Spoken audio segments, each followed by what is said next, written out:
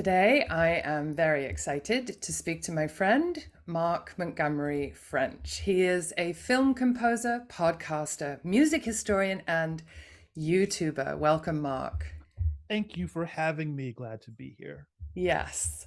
And so I wanted to talk to you first about the shift that you made in your work that we had talked about some time ago in terms of shifting careers and focus. Absolutely. Well, I'd spent about 20 years in advertising, and I got in right when the browser was a new thing. And all of a sudden, um, That long ago, that literally, really dates us. I was there when Microsoft came out with Internet Explorer. Hmm. And so lots of money was going there. And I'd actually got into advertising purely on accident. My band needed flyers, so I learned some basic computer skills to do that. And by the time the band broke up, I had a whole client list of other bands and clubs, all of who needed those skill sets. And so that got me to accidentally ending up at one of the largest ad agencies in San Francisco, called Goldberg Mosier O'Neill. So I went from my tiny office in my tiny room in my tiny place to a 6-story building in San Francisco where they had big name clients like Dell and Cisco Hmm. and dryers, which also meant they had a whole freezer of ice cream, which was super. You can talk yourself into anything when you think, you know what, just protein in this, and you don't eat lunch properly. That's a new excuse for ice cream for me. There's protein in I'm this. counting my macros. So this was I think 95, and the internet was blowing up, and so I realized quickly that I could be the 1 millionth okay print art director, or a really hot new interactive art director, and so that ended up being fun for me until it wasn't. And Hmm. after a while, I realized that I'm creating, but the level of creation is so um, immaterial. Mm. I would say that, for example, any film that was shot in the 20s that wasn't on nitrate stock that managed to survive is still around. We could pull it up right now and look at it. But almost all of my work I did for interactive is gone because the technology has changed so much that there's no other way to Mm. see it. Flash was huge, and then Flash is gone. And so I still had the desire to be a creative person, but I wanted my work to last longer. And even though I got Mm. many awards for it, the awards aren't the same as work that you really care about from your heart. I mean, I was good at it, Hmm. and I had fun running teams. At one point, I had a team in 4 different cities in America and flew around. But after a while, I realized I kind of want to see my family more, and flying around is not the way to Hmm. do that. Hmm. So I shifted out from advertising in the tech world into just trying to live off my art, which sounds super nutty. But my wife is like, you know what, you have these skills, and the skills I learned actually um, was how to use your voice, how to Hmm. sell a non-creative person on your wacky creative idea. And it involves theatrics, it involves emotions, it involves patience. But at the end of the day, they want to trust you based on what you say and how you say it. Everything else I'm showing, every other slide, is all immaterial. It's all things that they can use to show maybe upper management. But honestly, it comes down to, do I believe what Mark is saying? Does Mark believe what Mark is saying? Hmm. Hmm. Oh, And this is such an important point for people who are thinking about how to speak. right. And so if I can sell something I believe in, and I've always sold something I believe in, I'd always show a client 3 or 4 different ideas. Every single one I think could help them move the needle. And the ones that move the needle are generally more adventurous, which goes against the basic standing point of an executive, which is don't stand out, don't make a wave. And I'm Hmm. like, but you want those numbers, and those numbers not going to come from standing in one place. So you have to believe in me and my team that we can do it. And so that helps focus the art and helps focus how to engage other people in a non-tech world, that they should listen to my YouTube channel, or they should listen to my podcast, or they should come to my live show where I talk about music. And so it's all everything I've learned from advertising. So I have nothing bad to say about advertising in terms of how it helped me focus into what I'm doing now. Hmm. I think one of the most compelling things for me that you've touched on, well, two things occur.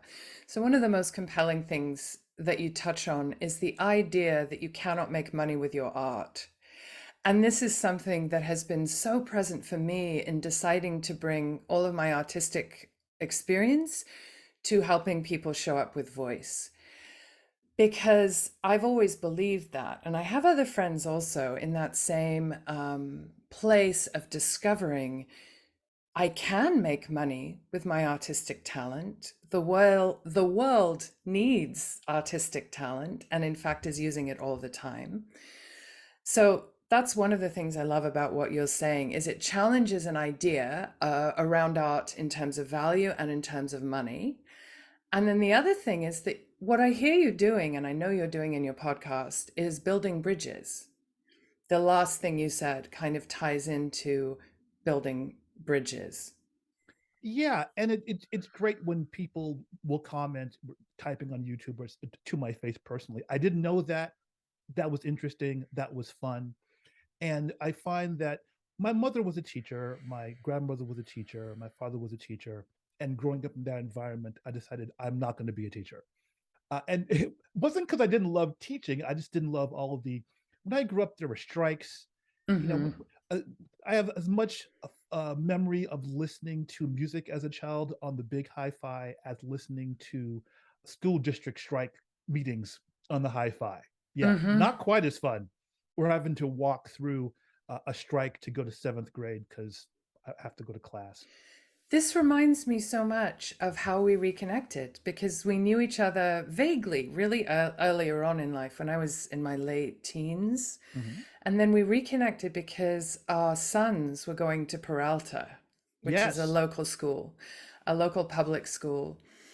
And I ended up leaving, and then he was at a charter school, same charter school from first through 12th grade. But one of the things about that particular environment was the intensity of conflict between teachers and, I guess, the school board. Am I right Yes. about that? But I remember every week flyers about this conflict at that school. There was also, I believe, Oakland School District was coming out of being controlled by the state because there was Yes, that's right. some That's fluffy right. money issues. That's So right. so there was a lot of things happening there. So I decided early I didn't want to be a teacher because I thought, well, it's a life of crushing poverty and politics. Hmm. And then I realized that, well, so it's funny that that's what I'm doing now. Whether it's not in the regular teaching environment, but that's what I'm doing. Like, check this out about this music thing, about this person you didn't know, about how this song went down. And it turns out people really are interested in that information, at least the way I give it. So that's very fun. Well, and also you're bringing to light, you're shining a light on history. You're reframing the history around music with all your favorite music is probably Black, which is the Yes. title of Mark's podcast series. And so there's many ways in which, to me, that's an act of giving voice to something. Yes. You're giving voice in terms of how you're historically reflecting on music. And you're also doing that for women's music as well. Yes, a piece called "Unsung Women of Music" that was a class that I gave this year and will give again next year. And the hardest part about doing a six-part, 12-hour series is that I had to cut some women out, Oh gosh. Yeah. right? You Yeah. know, and Yeah. Who you feel are important, but you who are have to make important. a decision. There's so many women who've done so many things so early on, and with such little documentation that, of Hmm. course, why would we write that down? So it's there's a lot to be done, lot to be shared. So which is fun. I'd like to bring us to some of the central questions that we ask in this podcast. And I think I'm actually going to start with um, if you could share an experience of disempowered voice. So when you felt disempowered in your voice. Funny enough, it was when I got married. How interesting. So imagine my wife and I got married in Ben Lomond Park in California. It was a small mansion that they rented out to people, and 150 of my family and friends are on the lawn, and we get up to say our vows that we've written. And I have the weakest, tiniest voice with the least amount of projection I've had as an adult. Oh my gosh. And it wasn't that I didn't believe it, it was just that I was not used to that situation. Who is? Unless you've been married many times and you've Yes, been a very devoted, as from my knowledge of you, husband and father. And so this was the only and first time. right, this is it. And you're going to say something very meaningful to someone who's also nervous in front Hmm. of everybody with no microphone. There's a wind happening. And I realized within the first 5 seconds, I need to speak up. Although I was up all night, trying to Right. dot the I's in the whole situation. So I'm tired, but excited. And now you have to speak very loudly. And fortunately, I had it recorded. So many people said, I didn't hear a thing you said, but I assume it was lovely. Um, so that was shocking to me too. I'm like, normally Hmm. I'd be belting this. What's going on? But it was a lot of emotion happening. Um, so I remember like it was her too. She was like, she barely got it out. So And had you been able to practice to any extent? yes, we had Mm. totally practiced, and we read off a sheet. We practiced, but there's there's jitters from first night of a play. You probably heard Hmm. this, and then and those are other people's words. Even if you wrote it, it's other people's words at that time. This is Hmm. you. And this is why I love public weddings, because it's a way of really saying, I am with this person forever. So I love that, but having to do it was a little off-putting. I could do it better now. That is the part that I really relate to is how much harder it has been for me in making the transition into being on video Mm-hmm. as I am now. Right. I am myself. And it is very different for me performing on stage. Oh, right. Because because being I'm channeling who I am through a character, through another person's words, and that takes a lot of the burden off of you. Right. When you're trained as an actor, you can hide behind the mask of character. And so what you're talking about is a very intimate and exposing experience in which you're being fully yourself in the most intimate way that you might ever be. Yes. You're professing love to somebody in front of an audience. I mean, when we just think about that for a minute, and how many other times are we that intimate in front of a crowd? Yeah. A large crowd who came here specifically to watch you do this. Right, You aren't, it's not the opening act of something else. Like this is the entire thing. right. Yeah. So yeah, that. But I quickly got over it. Once I got to the handshaking line, the And it voice came doesn't back. matter because she heard you. She heard me. Yes, Yeah. exactly. Tell us what your most empowered or one of your more empowered experiences of voice have has been. So when I was 10, my mother smartly said, I think you should record yourself speaking. Here's something you can read. So pressed a tape recorder. I read, I don't know, Dr. Seuss or something, played it back, and then I realized why she wanted me to hear it. Because I had a lisp and I spoke Mm. so fast that half the words were unintelligible. I'm like, wow. Plus, there was the whole, she didn't know this, but I'm like, oh, my voice sounds really non resonant and high and whiny. Well, that's not great either. But her point was, I think you should see a speech therapist. And I went, yeah, okay, I'm with that. I can see why you might want to do that. So I went to SF State College and I had a young woman who said, yes, where you put your tongue in your mouth, in your palate, is not where it should. I could not say the word synthesizer to save my life, which Mm. made me mad because I loved synthesizers when I was a kid. Hmm. So it was a lot of tongue positioning and taking tiny rubber bands, putting it on my tongue, not around the tongue, but on the tongue, and pushing it so I knew. So after several months, the lisp was gone, and I learned to speak slower. I still speak fast, but you should have heard me when I was 10. It would have been, what is going on? So, but months later, I'm recording my voice and I'm like, I can hear what I'm saying. I no longer lisp. And so that was kind of empowering. I'm like, I actually made a positive change with my voice. That's really amazing that your mother did that, because she also got your buy-in. She didn't Right? say, "Oh, you need to see a speech therapist." She had you hear yourself before she raised it. Yeah. I think, how smart was that? She's clever. Yes, clearly. And then the other thing I want to ask you is, whose voice do you love and why? This was a hard question because there's so many Mm-hmm. people I could pick, but Alan Rickman, Mm, there's something like his voice to me is thick with both sarcasm and sadness, and it's a very interesting combination. so true. And just the way he'll pause with Yeah. words, you can tell there's thought behind it, and there's something really just magical about his voice and the way he speaks. Even though he has a very unique tone to Mm-hmm. his voice, but it's all part of the package. Like listen Mm-hmm. to him say anything, anything. And as you know, I met him.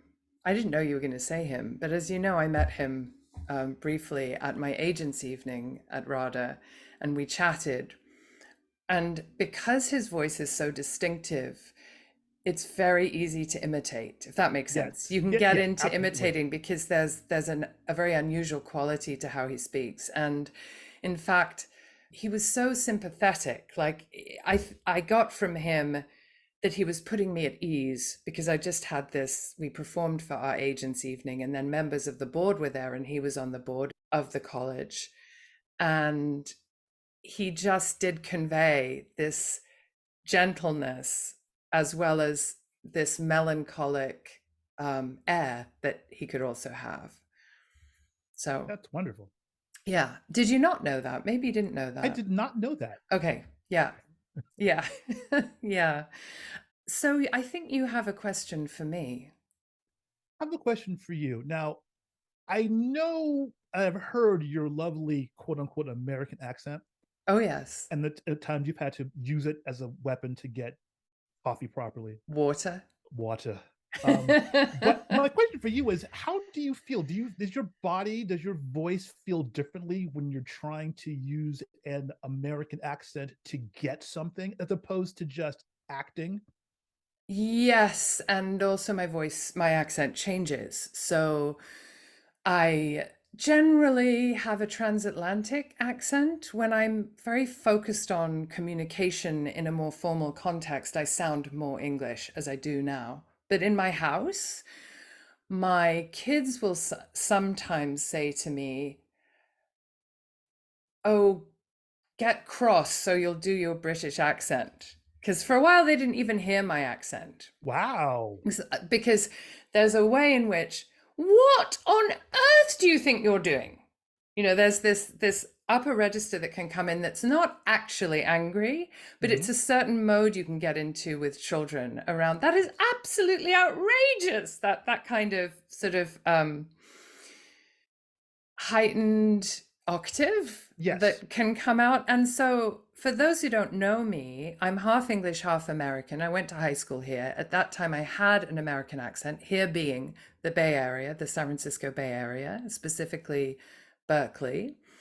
And then I went back to England, and because of drama school, had to change my accent rather quickly. And then I kind of came of age as an adult, learning to be adult in London. So I've had many experiences of, as a child, coming here, then being teased for my accent, then going back there, being teased as a Yank, and then coming back and just fitting in during the 80s, and um, then going back to drama school and having an English accent. So, to answer your very specific question about how do I feel when I'm trying to get something and be understood, it's not happening so much now. I'm not wearing a mask and I Mm-hmm. use gesture. So when I order that, well known to you, not to generally people in general, bear claw, I'll say, I'd like a bear claw, please. And I will point to it. I see. Because otherwise I do have to say, I'd like a bear claw.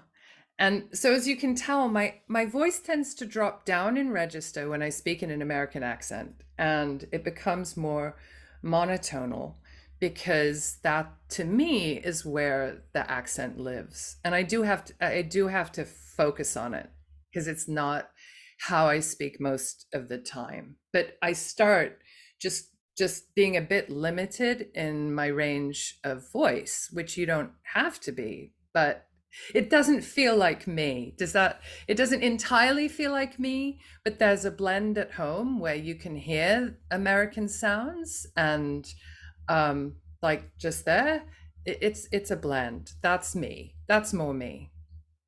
That was the most wondrous magic trick. I'm crying. I'm trying not to cry on the microphone. That was wonderful. Oh, thank you. And I coach American accents. Although sometimes I think if people have been referred to me but don't know my background, they'll think, oh, I'm not sure if this person could help me with my American accent because she doesn't have one at the moment. Right. But people do come to me for that, because I'm trained in dialect. So yeah, Great yeah. answer. Well, Mark, is there anything else you'd like to share with us about empowered voice? Yeah. The one thing that also I took away from advertising is just clarity of thought. At some point, Mm, when I think about people who are afraid of speaking in public, beyond they're not happy with their voice, and I got used to my own hmm voice at recording it a bazillion times. I know what I sound like. It's different in my head, but I know what I sound like to you. But also, it's like, what do I say? That's the issue I generally have with people who don't want to speak in a crowd, don't want to speak at a party. What am I going to say? And I feel sometimes they don't give themselves enough credit for just having clarity of thought. Because if you know who you are and what you want to say, how you say it will come. If you spend all the time in your own head going, well, I want to make sure I sound clever, or I want to sound sexy, or I want to all this sort of nonsense that just keeps away from the actual living in the moment communication. Every time I've given a presentation or a talk or invite someone on my podcast, I've got it 80% written down. And hmm 20% is I'm talking to a real person and I'm playing off what's really happening. That's going to fill in the other 20% because it always does.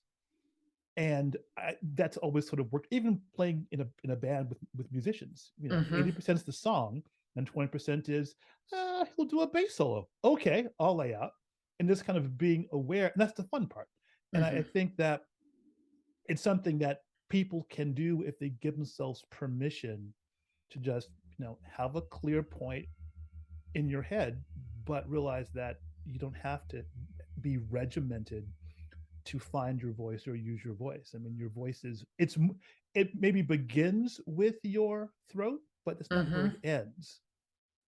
If that makes sense. I think that makes so much sense. And it explains too why so much of the time when I'm working with people, I'm really addressing how they feel about themselves and the need to speak, which is kind of a phrase in the field of voice, is Mm-hmm. that speech arises from a need to speak that is then carried on the breath. So taking a deep breath and delivering that message coming from your desire to speak. And so tapping into that is really important for people, particularly if they feel like they don't want to be speaking. So there's a lot of Yeah. ways that we can massage how we think about it, but we always have to start with how we're thinking about ourselves. So I think I love that you touched on that. Yay. Yay. Well, Mark, thank you so much for joining us today. I really appreciate your time, and it's been wonderful spending this particular formal interview time with you. Yes, thank you for inviting me. This is a great podcast. I'll listen to the next one as well because this is great. Hooray. See you soon. Bye.